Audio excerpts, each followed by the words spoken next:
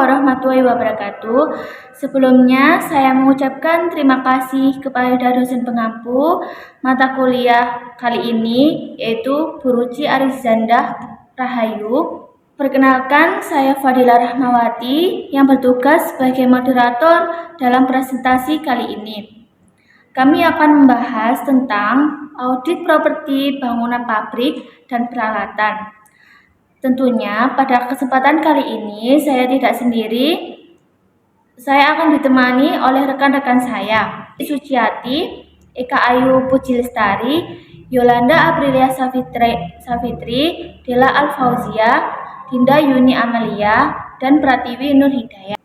Nah, dalam membahas pertama, kita akan mengetahui tentang pengertian properti pabrik dan peralatan. Merupakan aset yang memiliki usia lebih dari 1 tahun, digunakan dalam bisnis dan tidak diperoleh untuk dijual kembali. Karakteristik yang lebih dari 1 tahun ini menjadi pembeda yang signifikan dengan persediaan, beban dibayar di muka, dan investasi. Nah, untuk audit properti bangunan sendiri merupakan proses pemeriksaan yang dilakukan untuk mengetahui kondisi fisik properti, termasuk bangunan pabrik dan peralatan yang ada di dalamnya. Audit ini bertujuan untuk mengidentifikasi potensi masalah, memastikan kepatuhan terhadap peraturan dan standar keselamatan, serta memberikan rekomendasi perbaikan yang diperlukan. Kedua, tentang klasifikasi akun properti pabrik dan peralatan. Yang pertama, tanah dan pengembangan tanah. Yang kedua, bangunan dan perbaikan bangunan. Yang ketiga, peralatan. Yang keempat, perabotan dan perkakas. Yang kelima, mobil dan truk. Yang keenam, pengembangan leasehold. Yang ketujuh, konstruksi dalam proses properti pabrik dan peralatan. Selanjutnya akan dilanjutkan oleh rekan saya. Tinjauan atas akun yang berkaitan dengan peralatan. Auditor membedakan cara memverifikasi peralatan dengan akun aset lancar karena 3 alasan. Yang pertama, biasanya akuisisi peralatan jarang dilakukan pada periode berjalan, terutama peralatan berat yang digunakan dalam proses manufaktur. Yang kedua, jumlah setiap akuisisi seringkali material. Dan yang terakhir, ketiga, peralatan mungkin tetap disimpan dan dicatat dalam catatan akuntansi selama beberapa tahun. Kategori pengujian. Saat mengaudit peralatan dan akun-akun terkait, auditor memisahkan pengujian ke dalam kategori berikut. Yang pertama, melaksanakan prosedur analitis. Yang kedua, verifikasi akuisisi tahun berjalan. Yang ketiga, memverifikasi pelepasan atau pembangunan tahun berjalan. Yang keempat, memverifikasi saldo akhir tahun aset. Yang kelima, memverifikasi beban penyusutan serta memverifikasi saldo akhir akumulasi penyusutan. Melaksanakan prosedur analitis.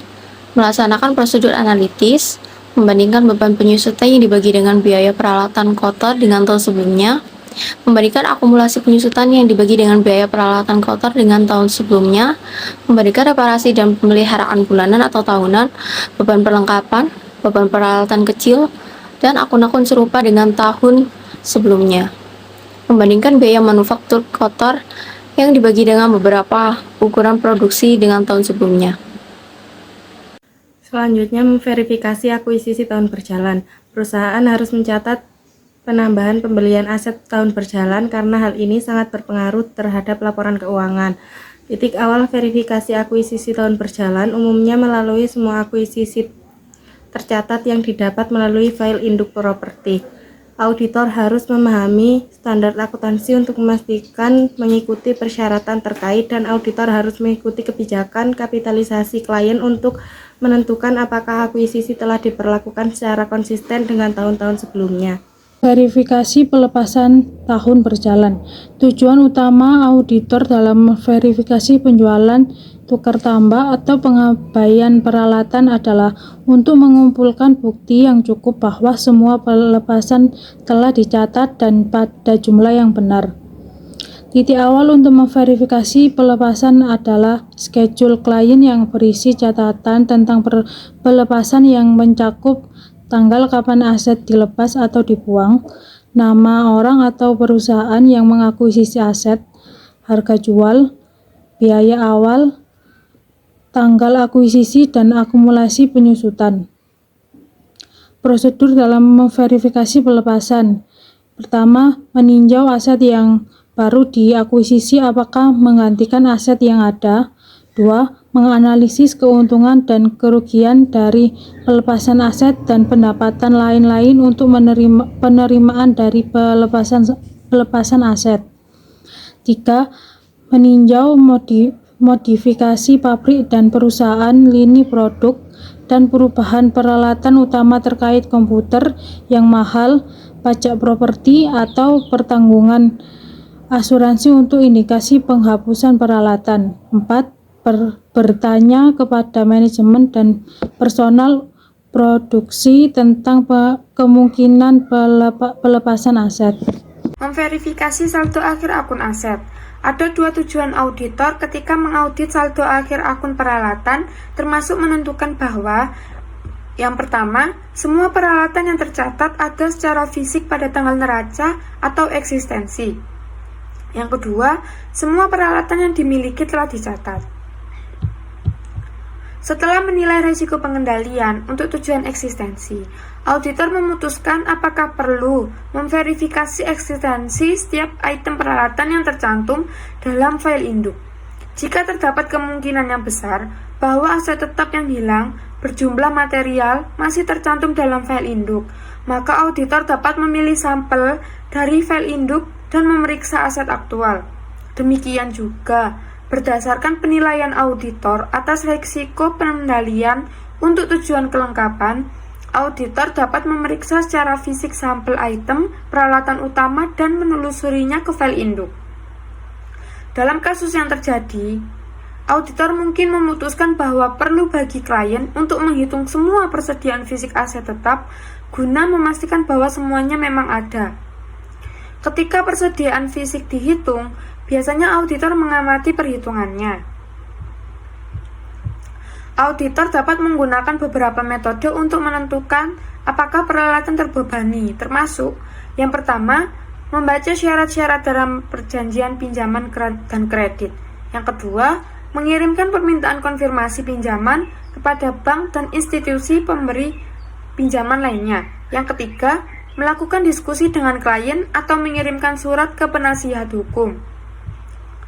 Penyajian dan pengungkapan yang tepat atas peralatan dalam laporan keuangan harus dievaluasi secara hati-hati untuk memastikan bahwa standar akuntansi diikuti. Peralatan itu harus meliputi biaya kotor dan biasanya harus terpisah dari aset tetap lainnya.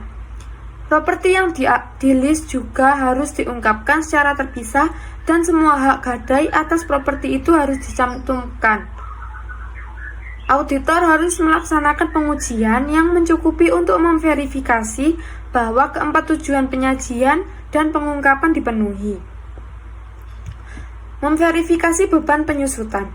Beban penyusutan merupakan salah satu dari beberapa akun beban yang tidak diverifikasi sebagai bagian dari pengujian pengendalian dan pengujian substantif atas transaksi. Jumlah yang tercatat ditentukan dengan alokasi internal dan bukan oleh transaksi pertukaran dengan pihak luar. Jika beban penyusutan berjumlah material, diperlukan lebih banyak pengujian yang terperinci atas beban penyusutan ketimbang untuk akun yang telah diverifikasi melalui pengujian pengendalian dan pengujian substantif atas transaksi. Dalam tujuan audit yang berkaitan dengan saldo, keakuratan adalah hal yang penting dalam verifikasi beban penyusutan. Dalam menentukan hal tersebut, auditor harus mempertimbangkan 4 aspek. Yang pertama, umur manfaat akuisisi periode berjalan. Yang kedua, metode penyusutan. Kemudian estimasi nilai sisa dan kebijakan penyusutan aset dalam tahun akuisisi dan disposisi. Metode yang berguna untuk mengaudit penyusutan adalah pengujian prosedur analitis atas kelayakan yang dilakukan dengan mengalihkan aset tetap yang belum disusutkan dengan tingkat penyusutan tahun tersebut. Kemudian memverifikasi saldo akhir akumulasi penyusutan.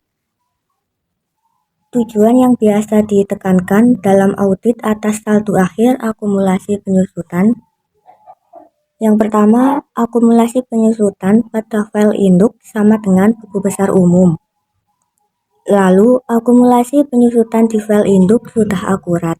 Di beberapa kasus, umur peralatan berkurang dan dilakukan auditor, yakni mengevaluasi akumulasi penyusutan.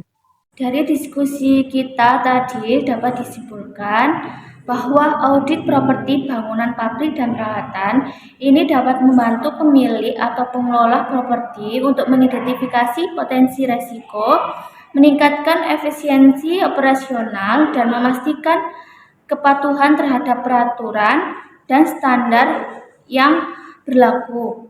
Selain itu, audit properti juga dapat menjadi dasar untuk perencanaan, pemeliharaan, dan perbaikan yang diperlukan.